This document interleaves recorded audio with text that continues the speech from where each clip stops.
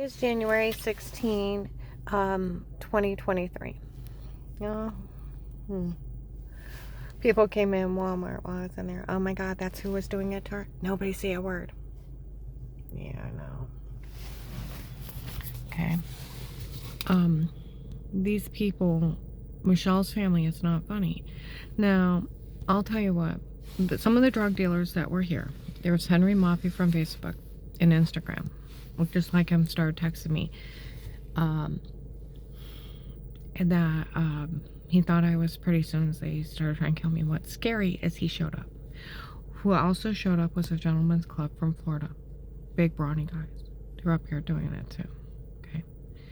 Now, there was also a large African American man, shaved head, tattoos, looked like a lumberjack, over 6 foot tall, drove either a light gray or dark gray truck, North Carolina plates.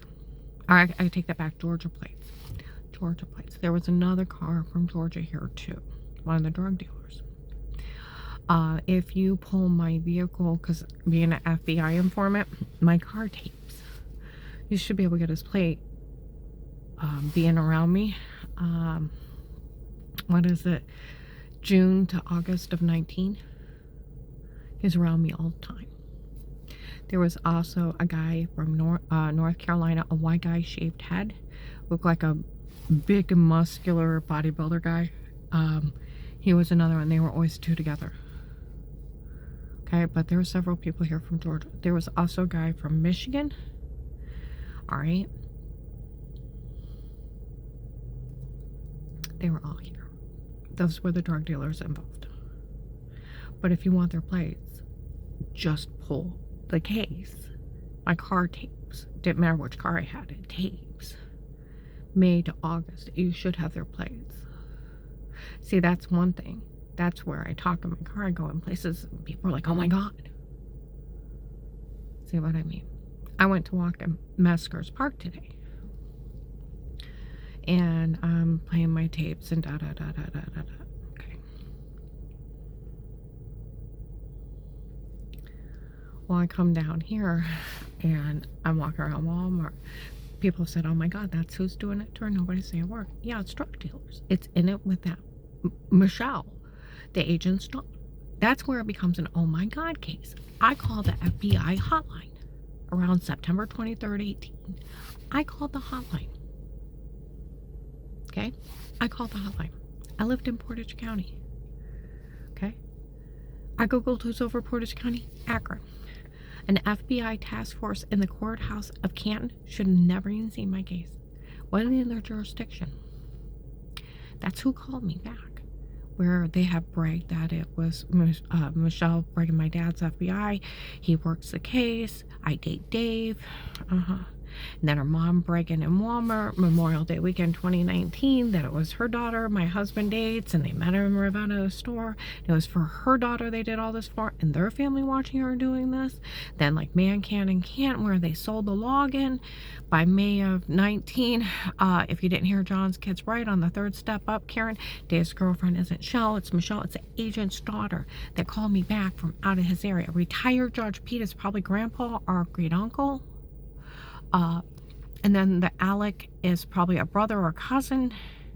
And the Bill from the Freemasons is probably the same because they all look like Judge Pete.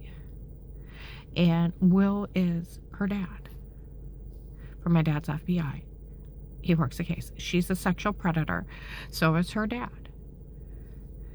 They admit that they were the ones that helped with those weirdos that Photoshop shower scenes and date rape drug me. They were part of it.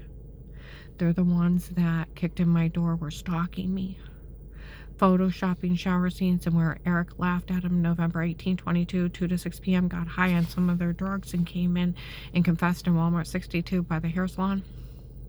Ha ha ha ha ha. You know? And then I did November 24, 22 at Mercy Medical to the nurse and I think to the lady Canton officer that it was Eric, and they knew about that agent bullying me into saying I was lying when I wasn't. They also know that the agent was the one that told on me to that church, verified by an officer. They also know it's him and that his daughter was dating my husband a long time before I called the FBI, and he had no right picking my case. And it's him doing it. Some guy in the park yesterday pulled in and said he's bragging that he's got away with hurting her. That's bad. And I told him it's not funny. He was bragging all the stuff he did to her. And he thinks it's funny. Nobody arrest him. Well, he's a sexual predator, so is his daughter. You sit and watch somebody on the toilet, you're a sexual predator. You watch somebody in the shower, you're a sexual predator. You Photoshop that shower scene in the other room. It's asinine, but it's a sexual predator move. And then bragged and already known by the police they did it. Date rape, drugging somebody is sexual predating. This whole thing is. And then them showing it to small children, a real rape and torture, that is child molesting. He showed it as low as 5-year-olds. It is illegal to show sexual acts to minors, and especially anybody under 12. It is sexual molesting, either emotionally or he may have been showing it to them and then doing it to them. Because why would you show little babies violent sexual acts against a human being? Exactly. Do you know how many little faces have came up as sick they raped her? Da da da da da. Even my one client said, Karen, this is crazy. These people admit to drugging you until you say it before they admit to raping you in stores in front of people. They even showed it to tiny as 5-year-old children. These are sexual predators and child molesters. And they're wrapped up in drugs. And what makes it oh my God, it's an agent out of his area for his daughter. And he pulled a big drug scam down here. A big drug scam. So that where all these drug dealers showed up out of the thing and helped out. Somebody I was talking to said for all those drug dealers to show up here, he had a little money. And then they made enough off this case that they for another drug shipment.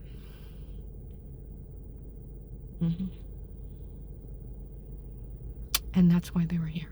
He owed them money. They showed up to make sure they got their money. That's why they helped hurt you. And when they got the money, they left. It's Michelle's family. Even teenagers in town, we all know it's her ex-husband's crazy girlfriend doing this to her. It's Michelle's family. Look, it's Karen's Will, the FBI informant. That's what they call the case, or Karen around the house. See, that agent embezzled the money from the witness protection program. He bullied me on the phone, he badgered me into false statements, and then made me plead for my life, and then actually opened a protected custody case. Listed me informant, put me in witness protection program, and then left me up there to die. And he stole every dime they set from day one for himself. He stole over $300,000 from this case. Someone needs to stop him. He sat back laughing the law hasn't arrested him. He's highly, highly dangerous. And yeah, some guy said it. I told him how not funny it is. That guy better block his door. He'll do it to him. We have a Jeffrey Dahmer, a serial killer, a rapist, and a sexual predator, and a child molester running a case. You show a real rape on a woman to small children, you are hurting their minds and their hearts. They don't understand sex, nor would they be able to even comprehend why they were hurting someone like that. It is a sexual violent act towards those children by showing it to them. It's a form of child molesting, and they have showed it to as little as 5-year-old little girls and boys. This whole thing, he is a sexual predator, and so is his daughter. She bragged in Faith Family Church, a young blonde girl. They called her Michelle. And for my dad's FBI, he works the case. I date Dave. She admitted to see me on the toilet. She admitted she had me raped. And she'd have anybody raped. She's very violent. She talked about the case in front of everybody else, and they sold the login to them, and a whole bunch of other people made millions off this.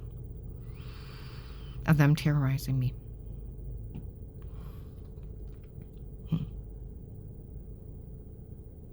Someone needs to stop them. And where they're laughing at the law, anybody can help me. They have, he says no one can help you. So he's the criminal, and you're listening to a criminal that's laughing at you for falling for this? Failure to protect is abuse and misconduct. No one can be in your home but a threat of life case, and they have to speak to everyone before they start. It's 4th, 5th, 6th, 7th, and 8th Amendment. In the First Amendment, you can't put a gag order on anybody. He's not a sitting judge. And he can't tell anybody they can't help you. He can't even tell me he can't help me. Because failure to protect is abuse and misconduct. And he's not a judge to put a gag order on somebody. To be in the witness protection program is for your statement only in a case that the government's looking into. And for that, they put you into the witness protection program with the money and the police home surveillance and the diplomatic immunity. That's it. And then you're in it for life. It's for working this case. Can't twist it and lie. Like my one friend that used to work in the prosecutor's office. That agent can't talk to you like that, and he can't do any of that. The only thing legally he did is list me an informant, open that case. And then he stole the money that they said day one. And then he's making money off of terrorism. Someone needs to arrest him. He's very violent, and he would harm anybody for his drug money. I gotta blow this.